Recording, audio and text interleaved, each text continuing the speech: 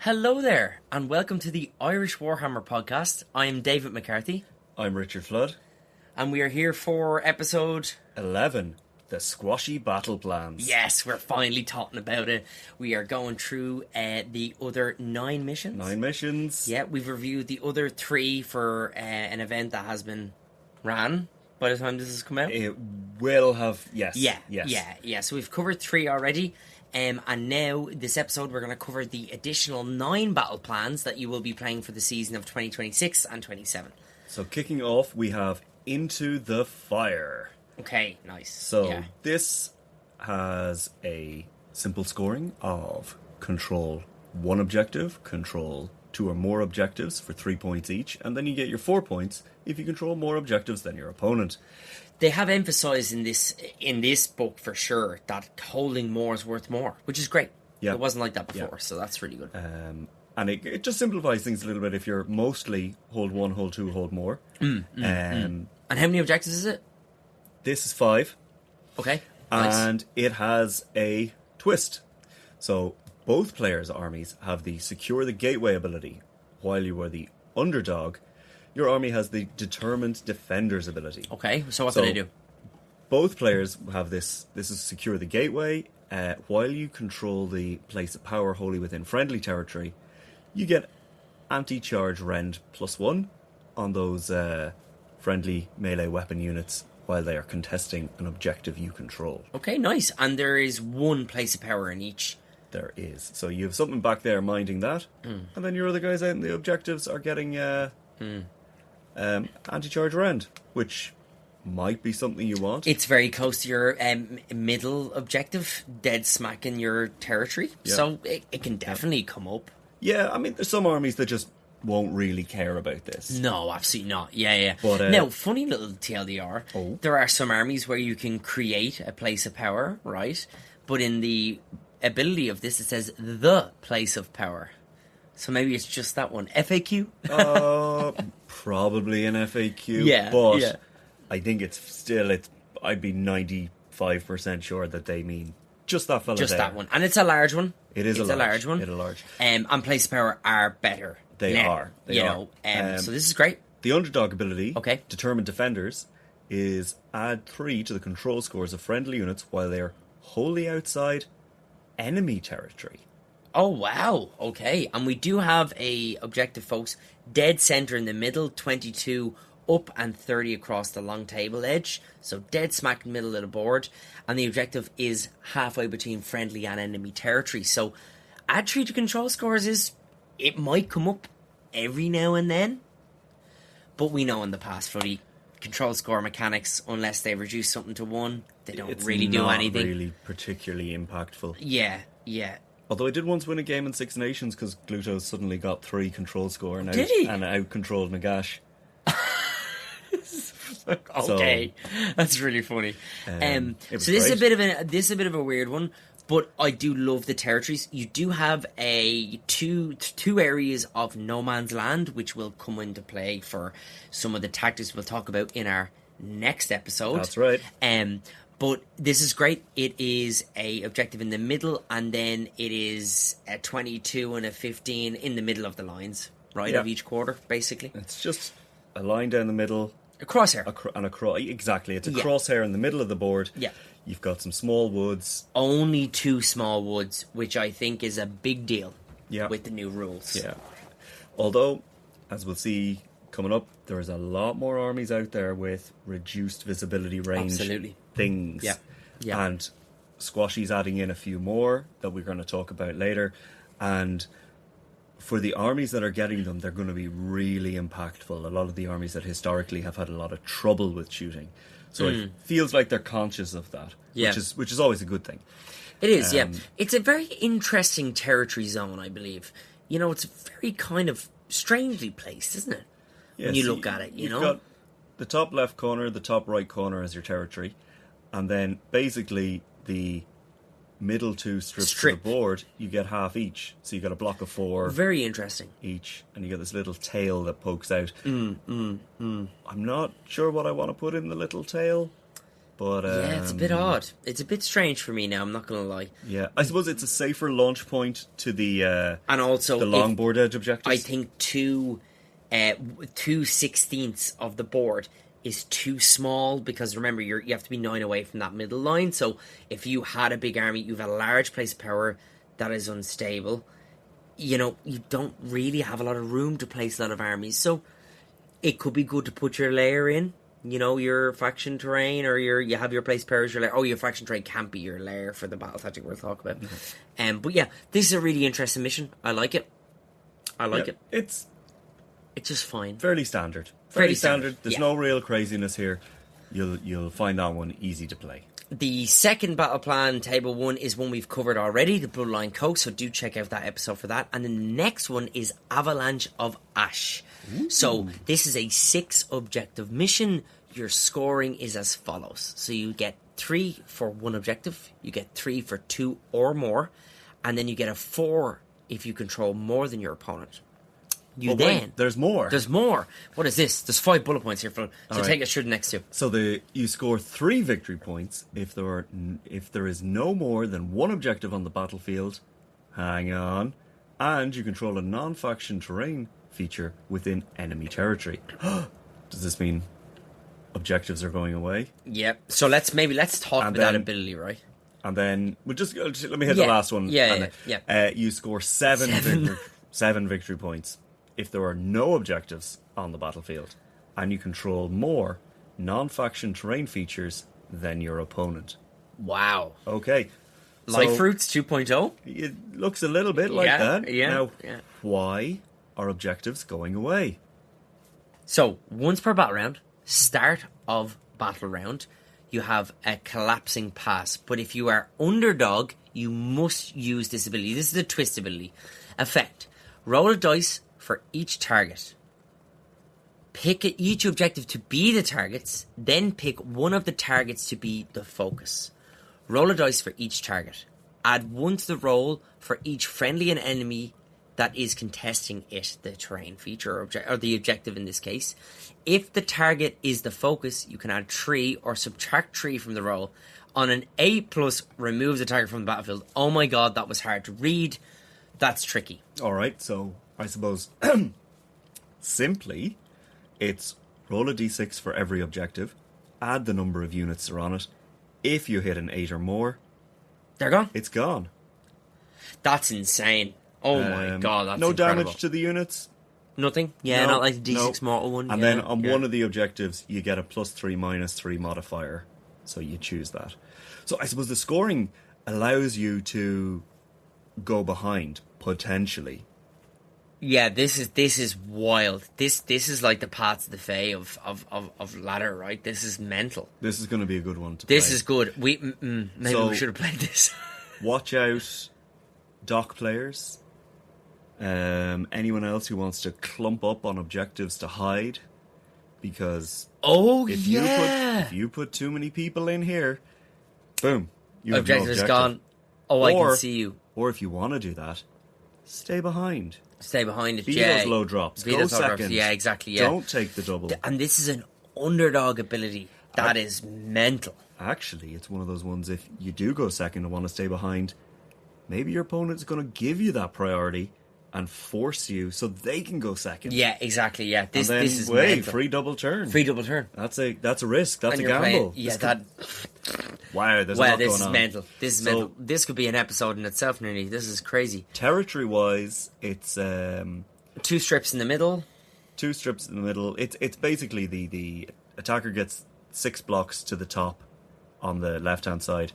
The defender gets 6 blocks to the right. This is the old Life Roots deployment. Is it? It is, yeah. I thought that went long to long. No, yeah, it was long to long, but you also had this offset. Yeah, you had an offset like that. Yeah. Your places of power are out in no man's land, and then in the center of the board, split evenly across the halfway line, you have 2 big forests, and then they go back towards short edges with 2 small forests. I suppose that makes up.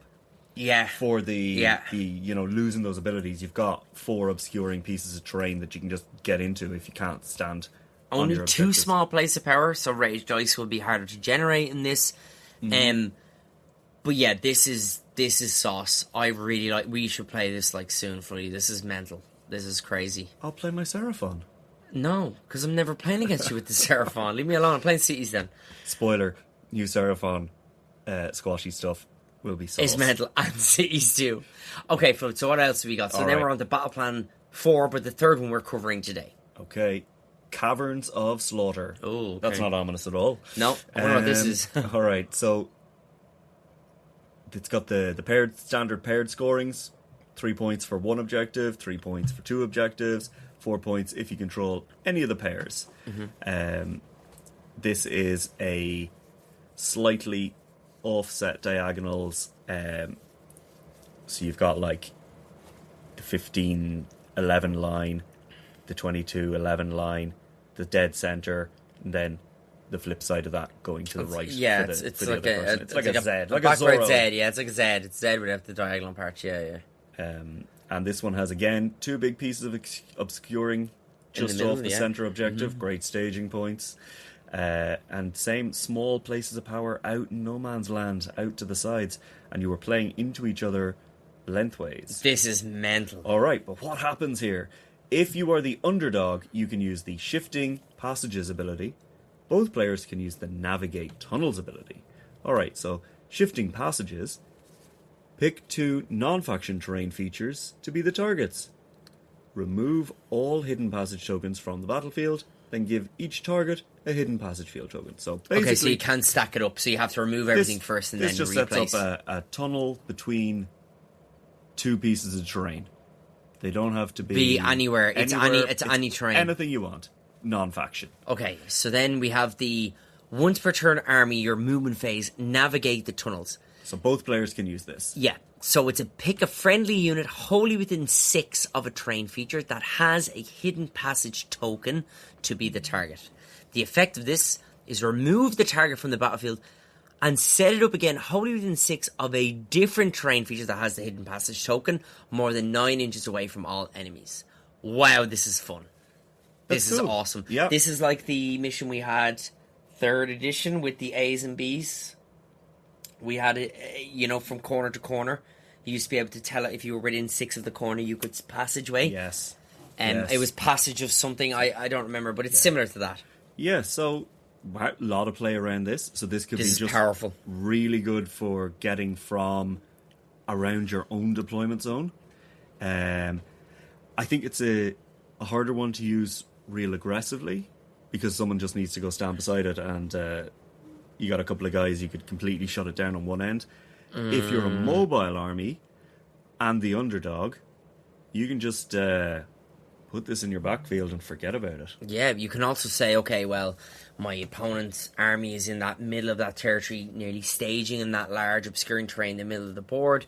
You can then go, okay, I'm going to teleport near the obscuring terrain feature. Remember, it is wholly within 6, so you don't have to be obscured by her. You can do a shooting attack because in the following shooting phase, then you can redeploy onto it to not be shot back or something like that, which is nice. Yeah, the pair that each player has, one is at like the top left corner of their 15-11. That's that they're 15-11, which has then got some no man's land out there with a little forest. Yeah. So I'm pretty sure you're going to have to commit to putting something in those corners, blocking that forest. Blocking big screening. Yeah. Otherwise, your pair that's in your backfield is under serious threat. And if you're going to be pushing for a pair, you're going to be looking at being at the other side of your deployment zone and in dead center, which is going to kind of offset you slightly and leave you with that vulnerability, potentially, of being too close to an obscuring piece of terrain. I think this really rewards a kind of a minimalistic battle round 1. You go down in points, then your opponent goes, you go into the second turn, you teleport away, you give away the turn into second battle round to then have a chance to place a big hammer unit in the back, get the double and go, because then it might not matter that they're underdog, But this is very powerful. This is a really, really fun mission. Very narrow. Yeah. If you've got those little throwaway single units that can do that kind of just I've disruption just had a play. bit of a light bulb with the lair battle tactic. Yeah. This is crazy. Because you can just teleport to their lair. Yeah. You've Which got is to get interesting. into that You have to underdog get position. it. Yeah, and you have to kill them off, right? But this is we're seeing very dynamic missions here. Yeah. I feel Yeah. a lot of game braining going on, brain gaming, as they say. So there's no navigating these tunnels. There's no tunnel until you're an underdog. So Yeah, could be good to maybe play there's around. not underdogs. Maybe you're just matching points. Very interesting. So, really enjoying it so far. By the way, we have a new microphone today. We are recording with our new mic, Floody. We're upgrading our podcast a bit. That's it. So- We found that the quality was even better than what Yeah. we had before. Exactly. But we'd like to hear what you think. You think? Yeah. And do get in touch with us on the The Irish Warhammer Podcast at gmail.com. Deadly. So, we are on the Battle Plan 5 of Table 1. But which we're going to is- skip that. Oh, this is one of Because the we've ones. already talked about this. Yeah, And it's yeah. being played on Saturday Saturday the the 4th. 4th of July. Yeah, this is awesome. Can't wait to give you some feedback on this. So we'll go straight into the next one, which is Hidden Under Ash Clouds, which is Battle Plan 6. Okay, so we have your standard. I think we're seeing a generic thing now. It's score 3 for 1, 3 for 2 or more, and 4 for more. Brilliant. The less, Awesome. It's always been an absolutely fine scoring system, running it that way, and having it either go between that and between a pair scoring for your last point Absolutely. is great. That is And the there is those moments in the game where it's like, oh, it adds on 6 or 7 minutes because you're like, oh, what is this again? You know, so that will help Yeah. for sure. Because there are other places in these missions where it takes up time, right? there is enough things in the game that can be complex and need to be complex. This scoring doesn't need to be complex because you play the game around it, and that's where you get the complexity. Yeah. This, it being simple, is good game design. Yeah, it's great. So we'll jump in then. We're going to talk about the twist first. So the twist is in Hidden Under Ash Clouds is at the start of each battle round, the underdog must pick whether or not the ash clouds are low-lying, if they're low pressure, or if there's no underdog, the ash clouds are low-lying. And there's no underdog, they are low-lying, so they are low-lying, I guess. Okay. The following passive ability applies this battle. Rolling Ash Clouds. Effect. While the Ash Clouds are low-lying, units and manifestations cannot be set up in neutral territory. Units and manifestations cannot end a move within neutral territory unless they started the move within neutral territory. Models and manifestations are not visible to other models more than 3 inches away unless a straight line can be drawn between any point on their bases that does not cross neutral territory. Oh my days. So this is the old passing seasons deployment territory. So you have the middle of the board. There is 1/4 of the board, is it? Yeah, A quarter of the board. Quarter of the board in in the a middle. square in the center. Yeah, so- is no man's land. Is no man's land, and then we do have 5 objectives in a configuration we haven't seen before, actually. no, this is quite So we've tight. 3 in the middle, and then we have 1 that would be the 22.5 on the long table edge, and then it's 11 up. So a kind of an interesting X-wing kind of look. Yeah, Yes. yeah. You know, you It's sort tilt of your head a like little bit, sort yeah. of- put your head to the left. It Yeah, kinda looks but like this an is X. mental. This is crazy. So if you go behind at any point here and you're confident in your battle tactics, you can just leave those clouds lying low, and there are only 2 objectives you can get to. Or if you're a tricksy hobbit, you can get something into no man's land and leave those clouds lying low. And you're the I think only whoever one goes first here just wins. Did you not realise if there is no underdog, it's low lying? So you can't get into the center then. Exactly. So if you can deploy something into the center before the game starts, Wait, so we can't move in either? nobody can go in.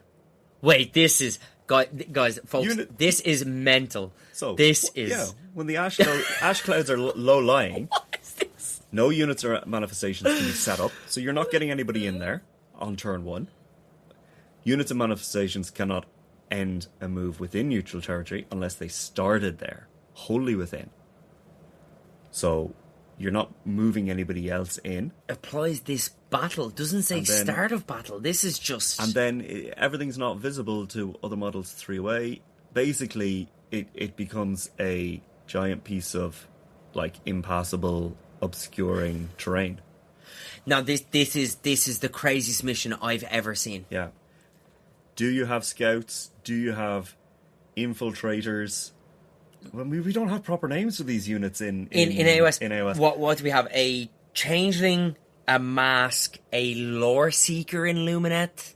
I know the there's one. something else in the news. Blood Pelt Hunter in Ogres. Yeah, there's a Squashy one. There's a new Squashy one. We're getting a bit ahead of ourselves when we say it, but is it? Oh my god, it's so few units. It's one absolutely of the Chaos insane. ones. I feel like there's a Sylvanet unit that can do that too. I'm not sure though. Anyway, folks, this is bonkers. This is so. If there is no underdog, you cannot go into the middle unless you start in there.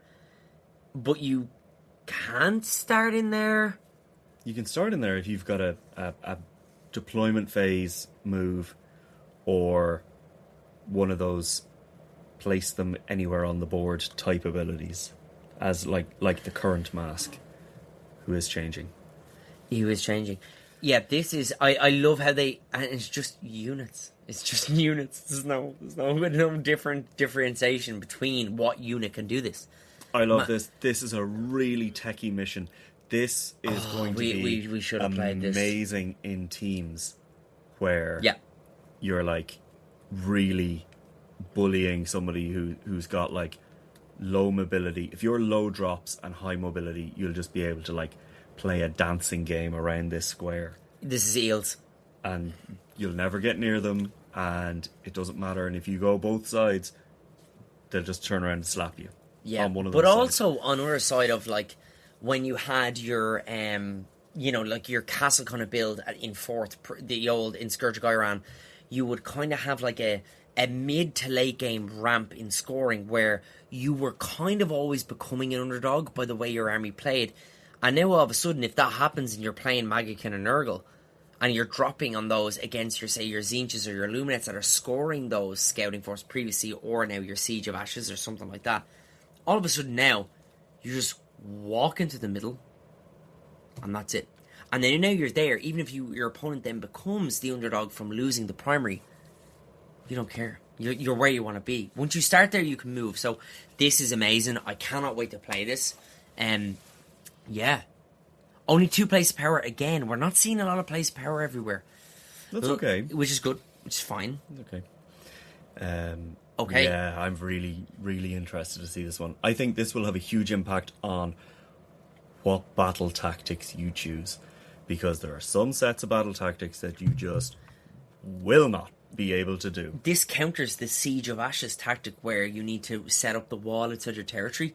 You can't move into no man's here. Yep.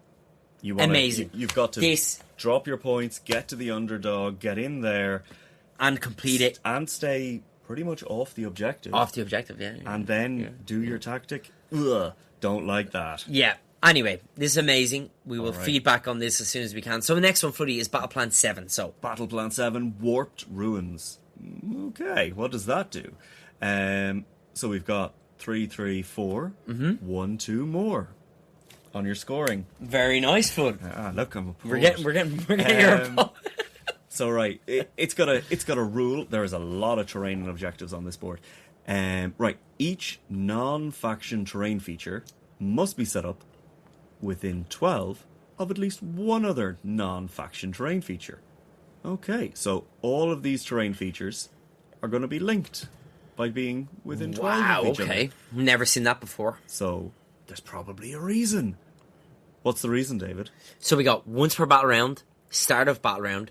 We have the spread. If you are underdog, you must use this ability, which is the spreading warp fire. So you declare if there are no flaming terrain features on the battlefield, pick a non-faction terrain feature to be the target. Otherwise, pick a non-faction terrain feature that is not flaming and that is within 12 of a flaming feature to be the target. The target is flaming for the rest of the battle. You then inflict D3 mortal damage on each unit, friendly and enemy, within 6 of any flaming terrain features. Okay, Wow. Everything becomes on fire. By turn 3, one objective is just getting nuked every turn. It's crazy. Yeah. Depending on where you decide to start this fire, you could just absolutely hammer your opponent's objectives. Like, there is a lot of scope here. This is mental. It's going to be very hard to be... This is the anti-obscuring thing. The only places you can be outside of this sort of terrain flame death is your home objective, is like your 2 home objectives. So what the you've red got and here gold, is a bang in the middle, symmetrically across the halfway line. You have a red and a yellow. It doesn't matter. You have 2 objectives there. Or you have to be standing directly in the middle of the objectives. Then you've got the 15-22s on both sides, on the left and right, on the halfway line.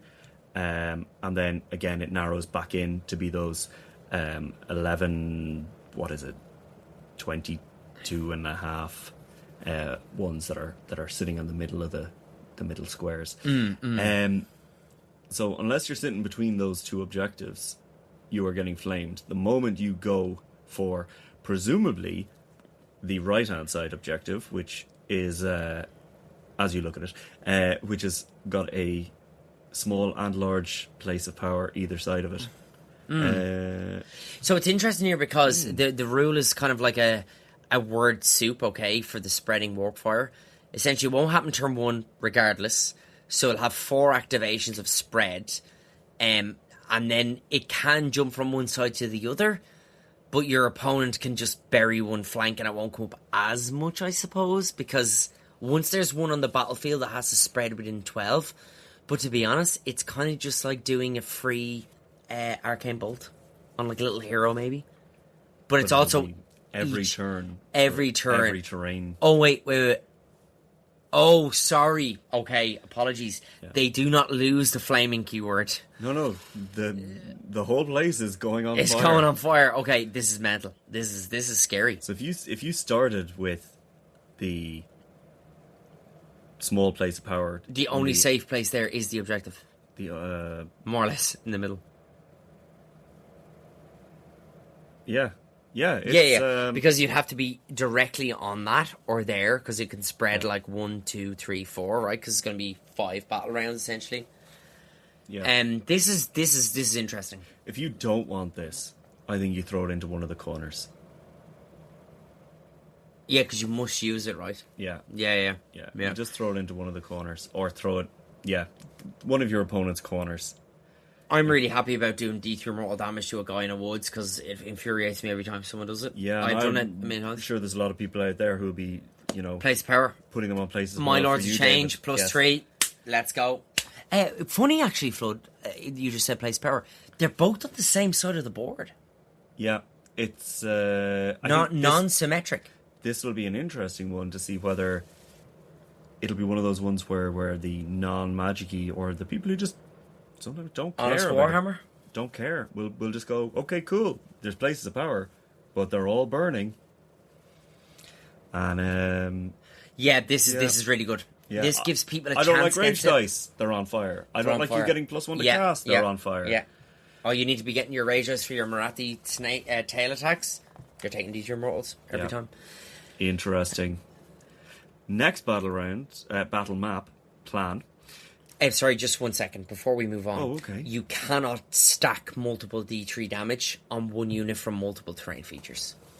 That's just a nice little TLDR. They only take the 1D3. So if there's a unit within space of 3 terrain features, they only take 1D3. A little bit important there, just because obviously you can't spam. It basically will create an area around all the things that's on fire. Damage. If you're in it, D3. Yeah. Sorry about that, Floody. So, taking us on to the next one. Curse of the Gnaw, which we're playing at the weekend. We are playing this at the weekend. Have played at the weekend. Yeah. So we're not going to talk anymore about that. We're not. Fun incident. We will check back in with you after that one. Yeah. So next one, Battleplan 9, and we're now on table 2, Flood. Ooh. So do you want to take us through this? Seize the Embers. All right. So this has slightly different scoring. Okay. 3 points for 1. In the first battle round, score 3 points if you control 2 or more objectives. Okay. From the second battle round onwards, score 3 points if you use the back to base camp ability this turn. Okay. And then score 4 victory points if you control more objectives than your opponent. Is this the first time we've ever seen an in the first battle round scoring? It might be. I can't remember anything Now, we're else. obviously going over a lot of rules, folks, there. Yeah. But this is, as people who are playing 40k as well at the moment, Yeah. interesting to see this. Yeah. So, Floody, what does the back to base camp ability do? Okay. That is where you declare and pick a friendly unit that has an Emberstone Nugget. Whatever that is. Whatever that is, yeah. And was not set up this turn and is contesting a Golden Lion objective. Which there are 2 of. Effect, remove the target's Emberstone Nugget. And that's once per turn army, end of your turn, so not every turn. And the search the rune end of your turn ability. Now, this is a twist, guys and gals, and this is both players can use the following abilities. So you can use your back to base camp, but you can do the search the rune ability. So this is declare, pick a friendly unit that does not have an Emberstone Nugget and is contesting a Sunseeker's objective, which there are 2 of. The effect is give the target an Emberstone Nugget. If you are the underdog, the target can immediately move 6 inches, but cannot end the move in combat. The target cannot use the back to base camp ability or power through ability for the rest of the turn. So instead of using power through, you can do this. Okay. Right, so you're wanting to go to the yellow pair. Mm-hmm. Or sorry, you're wanting to go to the red pair. And then move to the yellow pair. No, you're going to the yellow pair. Yeah. So pick a go friendly to the unit red that's not pair and then go to the yellow pair. Is that what it Because is? you got to pick up your nugget from the red No, pair. pick a friendly unit does not have an nugget and it's contesting a yellow. So you have to contest the yellow. Oh, it's the So you other go way to around, yellow it's to the get other your way around. nugs. There was me thinking the Golden Lion was the yellow objective colour. Obviously not. It's the red one. And then Right. you're using an ability to score victory points. We haven't seen that before, actually. It's like an action in AOS. It kind of is. Yeah? Because you're using your nugget. You're just running back to it. You don't have to give up anything. So to basically, do it, you're, but you're basically dropping the flag at your base, essentially. yeah. This is very interesting. These missions are a lot more complex than initially on the primary reading, actually. Yeah. So the objectives are set out in a 5 grade 11-15s. in an X 11-15s X across the center. Mm-hmm. So you've got the extra objective for your more in the center, and then you've got a red deep, a lion deep in your deployment zone, Yep. and your base camp for some reason is the opposite of those X's, and you're kind of like an L with an extra lump up, Yeah, or yeah. 2 on the bottom. So you're going from your territory. No. See, I'm still getting it wrong. These names, I hate these names. This is why I use objectives with an A, B, Yeah, B, and C on them. So this is actually a lot worse than we're initially reading, I believe, because so the end of your turn. So I go first, okay. I am contesting the Sunseeker, the yellow objective. So the end of my turn, I activate the Search the Rune ability. I then get my nugget and I move 6 back to my territory, to my red objective up here. I then will not be able to do that until the end of my next turn after my opponent has then gone. Right. You know? So it's very strange. Do you just want to take 3 objectives? Correct. This might be a nothing burger, folks. Yeah. It feels like an awful This is a lot of work. It's a lot of work for 1.5 victory points per turn. And every skirmishing unit wants to be using power through, which you then cannot use if you've captured your nugget. Unless your unit is huge. Yes. Yeah. And you can be as close as Bidam to both of those, contesting both of those. And then if you're staying still if you're not the underdog, but then if you're taking casualties, you just take them off the yellow objective. Objective. I got it right. Yeah, you did. And then you take your casualties all the way back up. Actually, you could just take something really big, do the dog bone ends of it, string, like a ribbon. Yeah. lose a guy, maybe on purpose, and then go and coherency kill all the way back. Now, if you have something cheap enough to do that, 20 goblins, 20 clan rats, then maybe you're playing the mission. But also, it's only for those select few, because once they have taken the nug, they cannot leave the battlefield, essentially, to score said nug, because was not set up this turn. So I was thinking there, okay, I go up with my screamers, I then put my Argent Shard there, I cast a teleport spell back for the next turn. Doesn't happen. And but it says this turn, so if you counter teleport in the enemy turn, you technically were not set up that turn when you score. Yeah. One of the other things is it's not worth it, just to point out, it's not worth getting loads of nuggets, because you can only score from this once per your turn. Just kill your opponent. Yeah. I think, is that where we're going with this? I think unless you've got a really good game plan, and maybe in teams you do, that you're just not that fussed about 1.5 points. Or is it a case that you are teleporting back and then you're not scoring it that turn and banking the points? Because you never lose the nugget ability either. But you can gain more than one. Oh, you can do this multiple times. You can gain multiple nuggets at once. Because it's the end of your turn. It's not once per turn. So what, do you start loads of fast light cav, units, and then it's MSU target selection that's dodgy to do at range. MSU just doesn't seem to be a thing at the moment. No, it's not. Because you don't have that many units. No, you don't. With the economy gone up, like, what is it, like 13% mostly? Yeah. With armies, like good armies. Sorry, we've gone into this a bit, but it's amazing. We love it. This is cool. We've never spoken. Me and Floody have never spoken about a mission this in depth, apart from Battles of Fate once. So let's go on to the next one. All right. So we are into Treacherous Ground. So we're on Battle Plan 10. So we have Floody. We have our 3 for 1. Okay, we might have to talk about this one a little bit differently, because I'm seeing a bold, stable objective. Okay. So the twist at the start of the battle round, all objectives, which there are 6, are stable. Both players must use the Tread Carefully ability. Then from the second battle round onwards, if you are the underdog, you can use the Violent Tremor ability. So once per battle army start the first battle round is the Tread Carefully ability. Declare pick an objective within friendly territory to be the target. The target is no longer stable. But then the other ability that the underdog can avail of is Violent Tremor. Once per battle round, start a battle round. Declare a pair of objectives to be the targets. The stable target objective is no longer stable. The other target objective is stable instead, so you can flip them.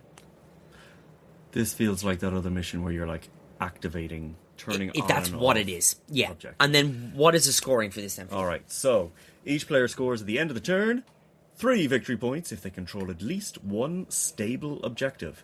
You get another 3 victory points if you control 2 or more stable objectives. And you get the 4 victory points if you control more stable objectives than your opponent. And that last one feels like where more of the play is. Yeah, so at the start of the battle round, both players must use the make a target no longer stable. So we've 6 objectives. Interest in deployment here.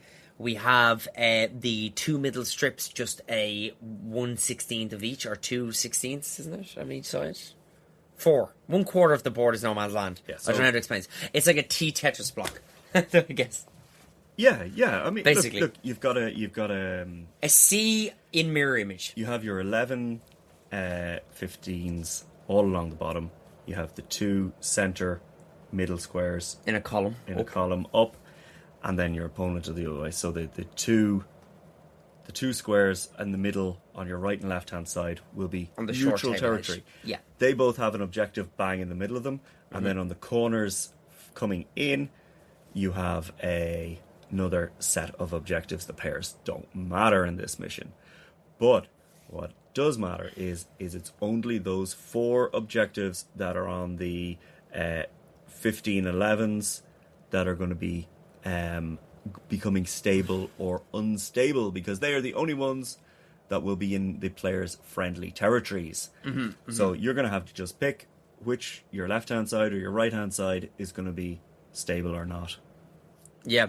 And then the violent tremor, pick a pair of objectives to be the targets. The stable target objective is no longer stable. The other target objective is stable instead. Yeah, so you flip your opponent's... So if your opponent's gone, right, my right-hand side is going to be stable.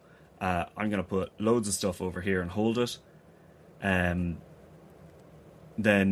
they go ahead of points, and the opponent switches back, and you have to run all the way back over to the other side. And then maybe your opponent stays the underdog and flips it back, and you go all the way back over to the other side.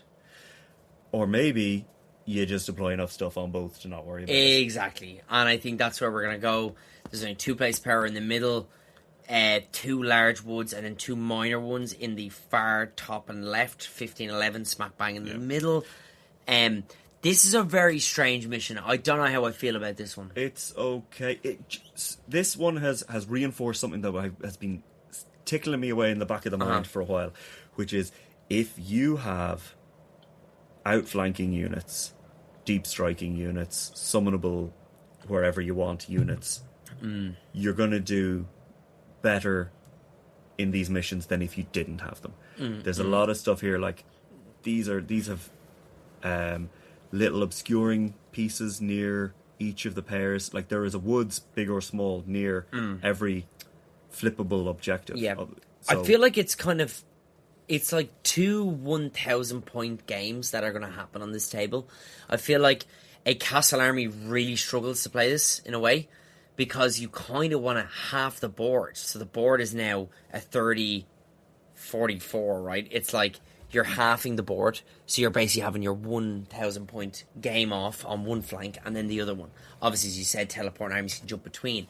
But that's how it feels for me, which is a little bit odd. Your deployment is going to be really important here. Yeah. Whether you decide to line up opposite each other or go across the diagonal on the center. And flip the table, essentially. Do you bury one flank and then flip? Yeah. Which is, because I think, is how more I would play it. If you want to go for one stable objective, you can sit at home. If you want to go for 2 stable objectives, you need to go out. Yeah. And the objectives in No Man's Land can never become unstable. They're always active. Yeah. Which is awesome. So if you want to breach that kind of gap there... Exactly, yeah. I think it could be Flip City. That's what I'm thinking. Kick flip.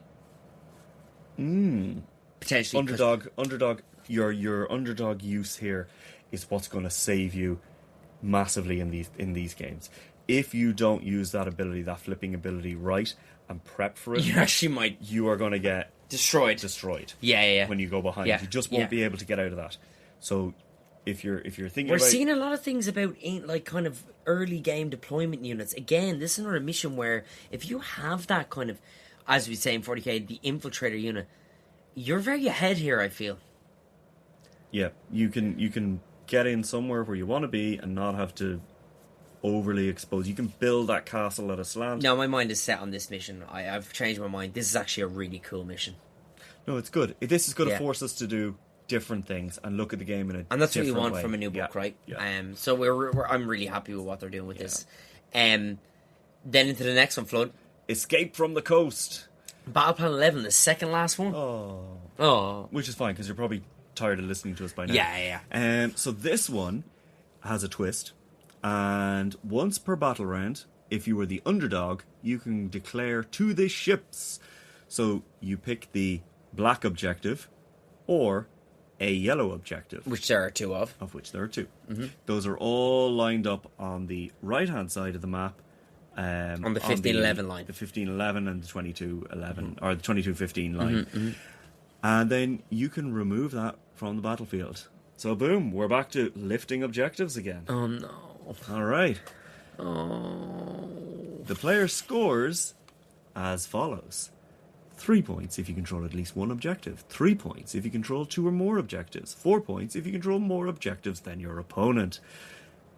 Which is great, because if this was a messy scoring, with lifting objectives, we'd be in trouble. Yeah, it would be. Wait, trouble. they don't come back.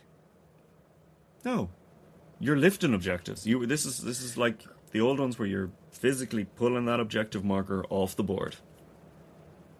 Wow, this is. But you have 6 objectives, and they are all over the place. Yeah, this is a crazy setup of objectives. We've we've a large place power and a small place power, 4 woods, 2 large obstacles, all in differential sides of the board. Again, this feels like a mission where you're kind of playing 2 games on this one board. You're going to have your slow units on that left flank when you're essentially playing a halfway table up deployment head on. The whole left half of the table is 4 squares of attacker, 4 squares of defender. Yep. Mm-hmm. You got so 13 deployment up line. A big forest on the 11 line. Yeah. Then on the 11, 7.5 on the left hand side, you have a pair of red objectives. That always will be there. You have a place of power on the halfway line in a bit. I do like that though. The place power on the half is nice. Then on the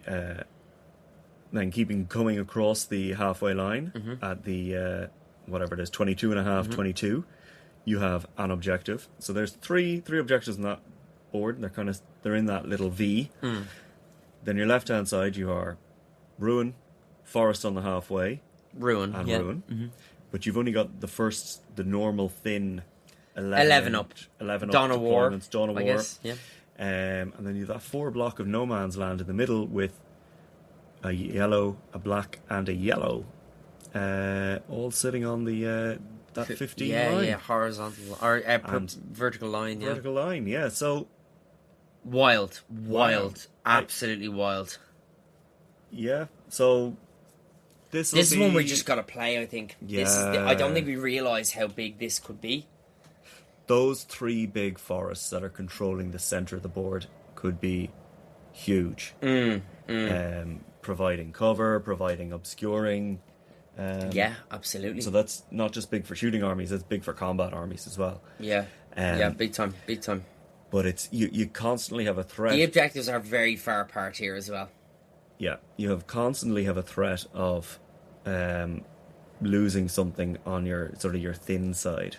Yeah, like that blue objective that you talked about in that kind of halfway up standard kind of territory thing. That's 22.5 inches away from the centre of the black objective. Obviously, it comes out 3 inches from a 40mm marker, but that's quite far. That's far away. Yeah, you're going to want to defend your home objective because it can't go away. You're going to want to push that centre objective that's blue that can't go away. So there's going to be a fight going on there. But at the same time, to get more, you're going to want to be looking at these outside ones. And then you're scoring more than your opponent removes an objective. Yeah. Wow, this is... I'm actually a bit blown. I'm going to be quite frank. I'm a bit taken aback by these missions. These are very, very in-depth. And I think if you look at this as a casual side, it's fluffy. It's really good. But as a competitive player, Floody, how do you feel about like these kind of missions? Maybe will we review the last one and then go over them? Or will we... Well, I'll answer that question first and then we'll go on. But I think these are the sort of missions that... And we've had them before in the past, that they almost become a little bit solved. Yes. It's like... There's like an algorithm to it, wasn't it? What was that one that you scored like 1 point for your home objective, 3 points for the flanks, 5 points for your enemy objective? I know. And there was a strategy for that. You stayed off the side objectives. Where you didn't deploy on it. It was a 13 up deployment. You could you would automatically become underdog. You were playing lengthways. Yeah, I know. So like you stayed off those wide flank objectives so that you could do take an objective in no man's land as your first tactic, because other than that there was like, unless you had something that could move around 20 inches, you just didn't have something in your army that could do a battle tactic. If your opponent just deployed back and made sure that they it was very structured. I feel like if you just did it enough, you'd know. This one feels like that to me. I would put money on there is a right deployment and first turn on this. And we'll have to wait and work out what that is. We will work that out, man. We have lots of games to play. So, we're into the final battle plan. Thanks for joining us again. This has been a bit of a longer episode, but we really wanted to cover everything in one video, so now it's a one-stop shop. You drop in and you listen to these. So, we are on the Power of the Realms. So, the scoring for this, we'll talk about the twist first, because there is a little bit of a different scoring. So, we have a twist. At the start of the battle, the yellow objectives are the primary objectives, and all other objectives are the secondary objectives. If you are the underdog, you must use the following ability. It's a once per battle round, start of battle round ability, Arcane Charge. Pick a place of power you control to be the target. Draw a straight line from the center of the primary objective, so the yellow objective. If that line crosses any secondary objective, the first secondary objective that the line crosses is now the primary objective, and all other objectives are now secondary objectives. Each player scores victory points at the end of each of their turns as follows: 3 for the primary, 3 for 2 or more secondary, and 4 for more than your opponent. So we got 5 objectives in a dead center crosshair. Very cool. We have played this mission before. We have played this mission before. But now it has 5 objectives. It does have 5 objectives. What was that one called?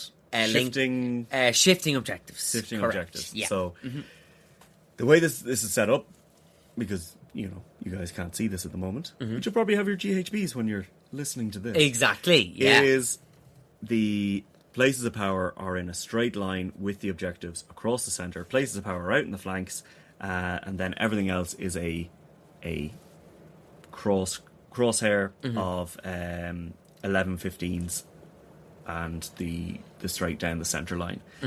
11-22s. 11-22s, yeah. And the straight down the centre line. Centre, yeah. So, you can only have the primary objective being either the left, middle or right in the centre, bang on the centre line. So, fair enough. That makes things a little bit more even. But then now, we have a deep objective in your home. This is going to be a very back and forward mission. Yeah. This is going to swap between, the home objective, the underdog having that primary turn of like, oh, well, I went up. Oh, yeah, but I got an extra command point and I have beneficiaries from other abilities. And then I'm going to go in, do my thing, hopefully take it off you. And if I drop the points anyway, start a battle round, then I choose the primary. So this feels maybe a bit like just run at your opponent and kill them. Yeah, or maybe there's a play to box clever here and use your very tactics, fast stuff. Use your tactics well. Yeah. To manipulate that score.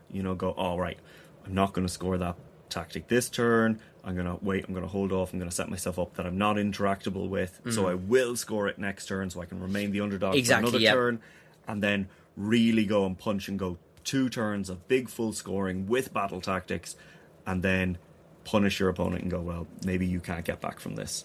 Yeah, I feel like that Siege of Ashes tactic that we will talk about in the next episode is so detrimental if you're playing this mission, because who the hell is just going to want to go up and sit there and take a charge the next turn in that halfway line? For saying you have to stay wholly within 6 of your friendly territory, but outside of your territory to build the wall, essentially. And it's very interesting. This mission, I think, is a lot trickier than people might be led to believe. Yeah. There's not a lot of room for error here. It is, you're 13 away from your opponent and you're going for it. You're going to see the skill expression here will be how well you can manage your tactics to be in control of and also that. to drag your opponent to take a primary from you in a different area where you can punch down the other flank potentially. Because manipulating where your opponent goes essentially helps you win games, right? So, yeah, very interesting. So, cool. That is all the battle plans covered now. That is. So, hopefully you'll get out now, play a few games. And let us know which ones are your favourite. Yeah, use a few of these insights, see if they help. And let us know if you see something that we didn't that is better again. Yeah, that is interesting. Any funny interactions, or there's definitely a couple of FAQs that need to happen for like persisting effects. Does the unit lose the Emberstone nugget when it leaves the battlefield? or something like that, we might see some FAQs come up. But very excited, very happy about the missions. I just can't wait to go and play these now. So yeah, do like, favorite, subscribe, share, and we will see you on the next one. All right, folks, take it easy. Thank you.